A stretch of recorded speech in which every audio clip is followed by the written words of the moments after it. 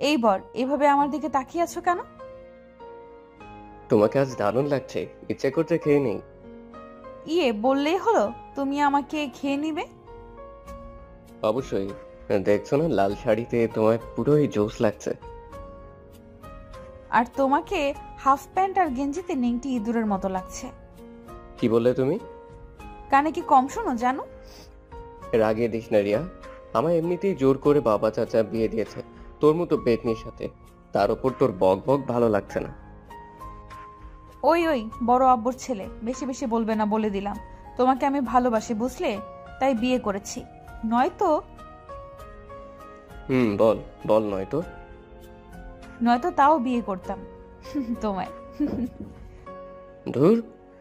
কথাটা বললো তৌফিক বিছানায় রিয়ার পাশে বসতেই রিয়া তৌফিকের কোলের মাঝে বাচ্চাদের মতো বসে পড়ে। তৌফিক চোখ দুটো লাড্ডুর মতো করে রিয়ার দিকে তাকিয়ে বলে, এই এই আমি তোর বড় ভাই আর তুই কিনা বেয়াদবের মতো আমার কোলে বসছিস? চুপ করো তো বর। আগে ভাইয়া ছিলে, তবে এখন তুমি আমার বর বুঝলে। তোমার কোলে বুকে যেখানে খুশি আমি বসবো, তুমি কিছুই বলতে পারবে না। তাই নাকি? আমি কিছু বলতে পারবো না তার মানে তুমিও কিছু বলতে পারবে না জানো? অবশ্যই পারবো না, কারণ তুমি আমার বর বুঝলে। তৌফিক রিয়ার কথা শোনা মাত্র রিয়াকে জড়িয়ে ধরে রিয়ার চুলের মাঝে নাক ডুবিয়ে দিয়ে রিয়ার পেটে স্লাইড করতে থাকে। রিয়া কাতুকুতু পেয়ে বলে ওঠে, আরে আরে, কাতুকুতু লাগছে তো বর, প্লিজ এমন করো না। আহ বউ, একটু সহ্য করো না, আমার খুব ভালো লাগছে। রিয়ার কিছু বলে না, চুপচাপ বসে থাকে তৌফিকের কোলে। এমন সময় তৌফিক রিয়াকে পল্টি মেরে বিছানায় শুয়ে দিয়ে রিয়ার উপর উঠে রিয়ার মুখের কাছে মুখ আনতেই রিয়া চোখ দুটো বন্ধ করে ফেলে। তৌফিক তাকায় রিয়ার দিকে, রিয়ার ঠোঁট জোড়া থরথর করে কাঁপছে। তৌফিক বুঝে যায় রিয়া স্বামীর ভালোবাসা পাওয়ার জন্য ব্যাকুল। আর দেরি করে না তৌফিক, টুপ করে চার ঠোঁট এক করে দিয়ে কিস করতে থাকে রিয়াকে। রিয়াও রেসপন্স করতে থাকে। তৌফিক কিস করতে করতে হারিয়ে যায় সুখের গর্তে। রাত 2টা।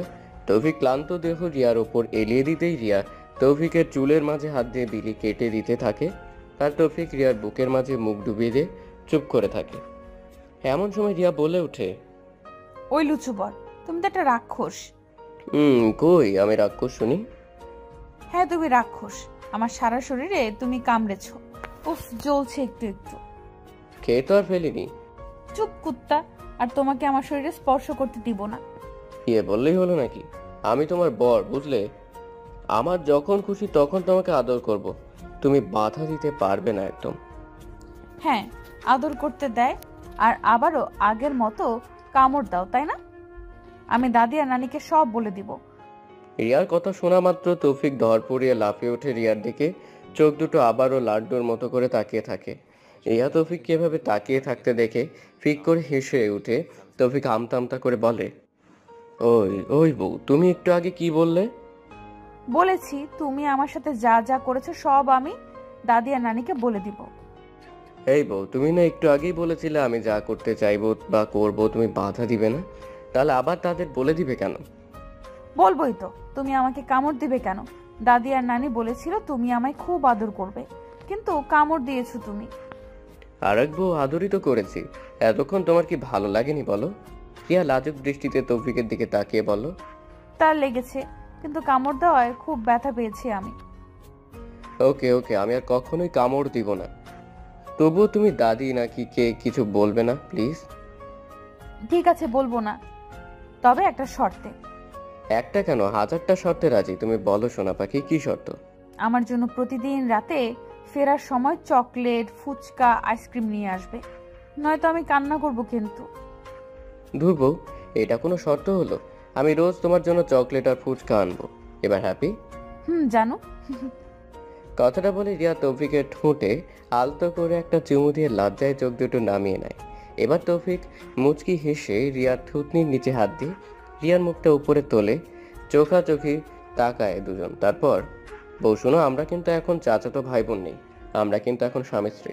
আমরা যা করবো বা যা বলবো কাউকে বলতে নেই, তুমি কিন্তু এসব কাউকে বলবে না। তুমি কি আমায় পাগলি ভাবো যে আমি সব নানি দাদিকে বলে দিব? তাহলে তখন যে বললে সব বলে দিবে? তোমাকে টাইট দিতে ওইটা বলেছিলাম। তাহলে এবার তার শাস্তি ভোগ করো। কথাটা বলে তৌফিক আবারও রিয়ার ঠোঁটে ঠোঁট লাগিয়ে চকাম চকাম করে চুমু খেতে থাকে। রিয়াদ ছাড়ানোর জন্য ব্যর্থ চেষ্টা করলো, নিজেও তৌফিককে চুমু খেতে থাকে। দুজনেই চুমু খেতে খেতে আবারও মেতে ওঠে আদিম খেলায়।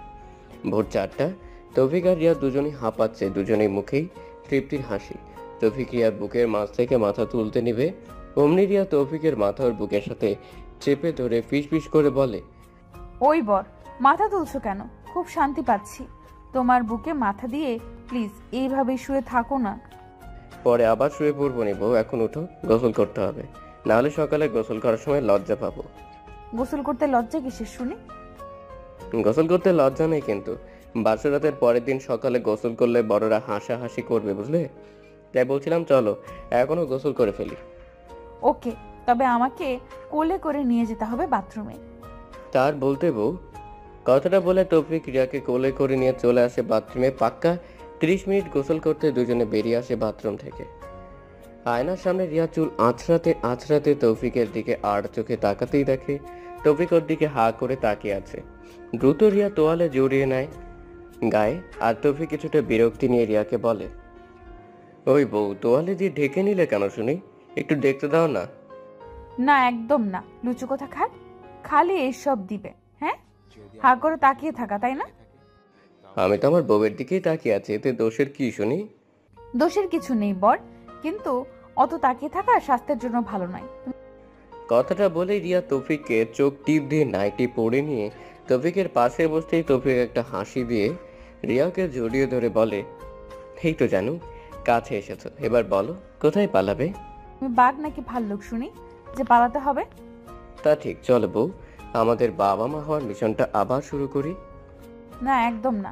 আমার সারা শরীরে ব্যথা, আর একদম উল্টাপাল্টা চিন্তা ভাবনা মাথায় আনবে না, তাহলে কিন্তু খবর আছে। তৌফিক কিছু বলতে যাবে, তার আগেই রিয়া তৌফিকের মাথায় গাড্ডা মারে। তৌফিক কাঁদো কাঁদো গলায় বলে, আমাকে মানলে বউ?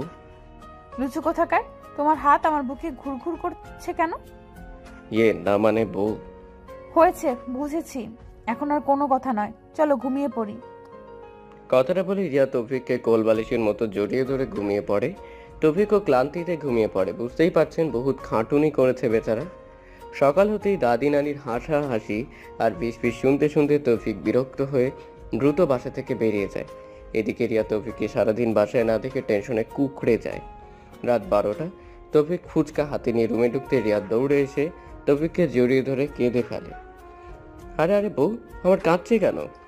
কেউ কি কিছু বলেছে? কেউ কিছু বলেনি। আগে বলো, তুমি সারাদিন কোথায় ছিলে? দাদি নানির ফিসফাস সহ্য করতে না পেরে বাইরে গিয়েছিলাম, এতে কাঁদার কি আছে? আজ কিছু বললাম না, এরপর থেকে কোথাও যাওয়ার আগে আমাকে বলে যাবে, না হলে। টাকার বলতে হবে না, বলে যাব না। হাতে কি এনেছো? ফুচকা খেয়ে নাও, আমি বাথরুম থেকে আসছি। কথাটা বলে তৌফিক বাথরুমে চলে যায়। বাথরুম থেকে বের হতেই দেখতে পায় রিয়া বিছানায় শুয়ে আছে। তৌফিক রিয়ার পাশে শুয়ে পড়ে। তারপর, আমার ভাগের ফুচকা কই? আমাকে পেটে। ধুর, এটা কষ্ট করে আনলাম, আমাকে একটাও দিলে না। আরে আরে বর, বর আমার রাগ করছে দেখি। আসো বর, বুকে আসো, তোমাকে আদর করে দিই। কথাটা বলে রিয়া তৌফিককে বুকের মাঝে টেনে নেয়। তারপর বাকিটা ইতিহাস।